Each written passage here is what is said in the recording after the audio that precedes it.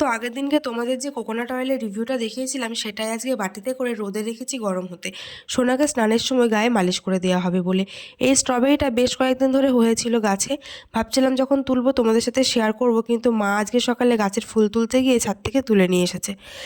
আর কুলেখাড়া নিয়ে এসেছে বাবা বাজার থেকে অনেকগুলো, কারণ সিজারের পরে আমার গায়ে রক্ত কমে গেছে। তাই ডক্টর দেখানোর পরে যা যা ওষুধ টনিক দিয়েছিল সমস্ত কিছুই তো নিয়ে এসেছে, তার সাথে বাজারে কুলেখাড়া পেয়েছিল তাই ওই 3-8টি কুলেখাড়াও নিয়ে এসেছিল। প্রচুর কাটা ছিল কুলেখাড়াতে, তো আমি এখান থেকে সাবধানে কাটাগুলোকে রেখে পাতাগুলোকে ভালো করে বেছে নিলাম। আর মা আজকে সকাল সকাল অনেক সজনের ফুল তুলেছিল। পাশের বাড়ির গাছে প্রচুর সজনের ফুল হয়েছিল, সেখান থেকেই এক সাজি ফুল মা কুড়িয়ে এনেছিল। তো এই সজনের ফুল খেতে কিন্তু ভীষণই ভালো লাগে, আর এই সময় সজনের ফুল, সজনের ডাঁটা খাওয়া কিন্তু ভীষণ ভালো, বসন্ত রোগ হয় না। আমার কিন্তু ভীষণ পছন্দের এই ফুলটা। দেখো এক সাজি হয়েছে, মা এখানে এই ফুলগুলোকে বেছে নিল, আজকে বাড়িতে রান্না করা হবে। তো এখানে সোনাকে নখ কাটতে বসে পড়েছিলাম। ও একটু ঘুমোচ্ছিল মায়ের কোলে, আর আমি সেই সময় ভাবছিলাম নখ কাটবো। জন্মের পর ওর নখ কাটা হয়নি, নখগুলো একটু বেড়েছে, নিজের মুখ গাল নিজেই কেটে ফেলছে।